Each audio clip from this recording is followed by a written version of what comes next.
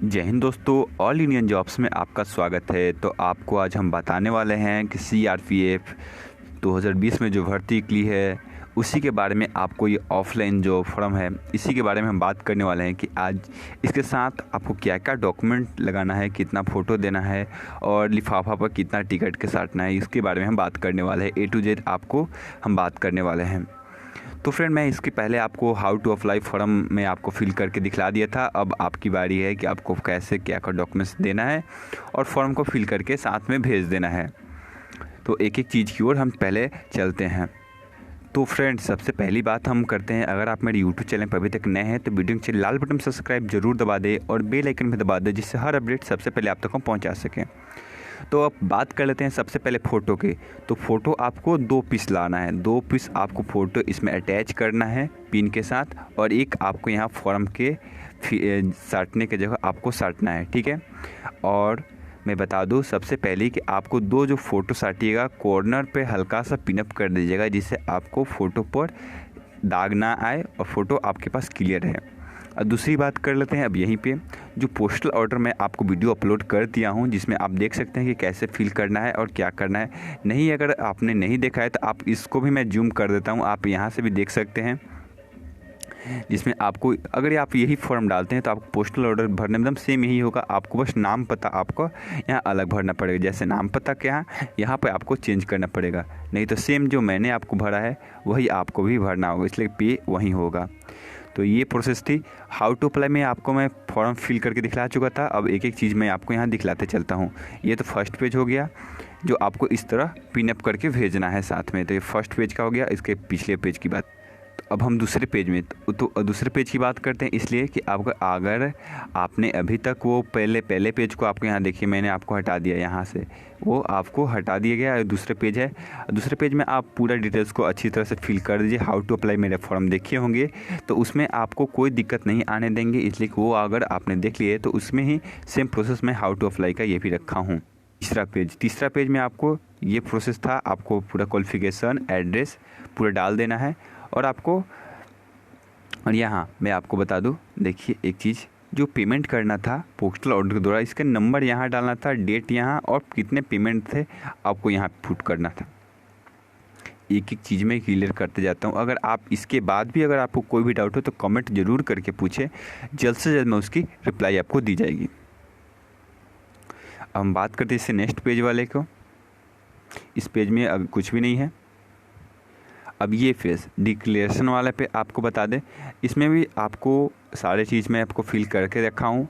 बस अगर आप इस फॉर्म को फिल करते हैं तो नाम आपका यहाँ, नेम फादर्स नेम, एज क्या हुआ है, आप कहाँ से बिलोंग करते हैं, सारण, बिहार, छपरा, जो आपको डिटेल्स डालना है आप डाल सकते हैं, ठीक। अब बात करते हैं, अब डॉक्यूमेंट्स की बारी आती है।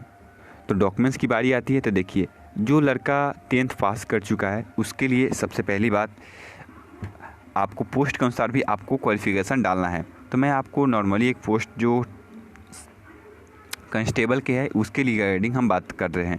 अगर आप क्वालिफ़िकेशन उसमें और भी कोई पोस्टों की है तो अपना क्वालिफ़िकेशन उसमें बढ़ा लें। 10th आपको देखिए, जैसे 10th पास अगर आए आप तो आपको 10th का मार्कशीट डालना होगा, ठीक है। और मार्कशीट के बाद आपको उसके ओरिजिनल जो 2 साल बाद मैट्रिकुलेशन मिलते हैं उसको आपको साथ में डालना होगा, ठीक। ये भी आपका हो गया।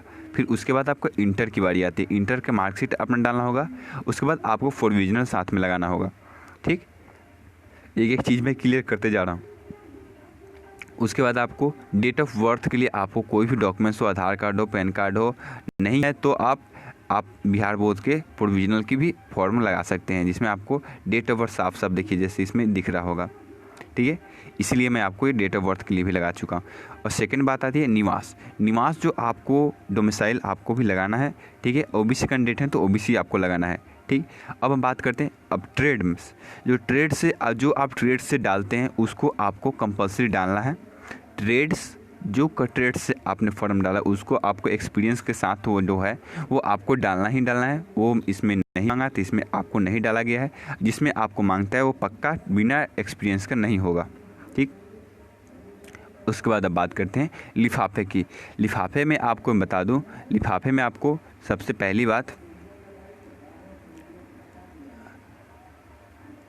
लिफाफे की बात कर रहा हूँ तो लिफाफा आपका यही साइज़ रहता है जिसमें आपको पोस्टल ऑर्डर है, इसी साइज़ का रहता है, ये नहीं है तो पोस्टल ऑर्डर है।